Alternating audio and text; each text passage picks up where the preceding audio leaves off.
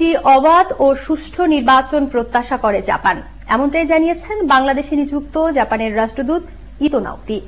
পরবর্তী নির্বাচন আরও ভালো হবে বলে আশাবাদী তিনি। সোমবার রাজধানীর এক হোটেলে মিট দ্য অ্যাম্বাসেডর অনুষ্ঠানে একথা বলেন তিনি।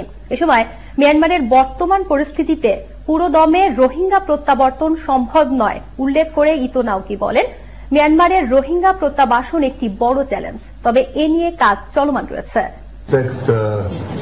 Election will be free and fair. That's our strong hope. 2018, even Japanese embassy issued a statement of concern immediately after the general elections. That was more focused on violence, but it's very unusual that Japanese embassy issued a statement of concern immediately after elections of any country.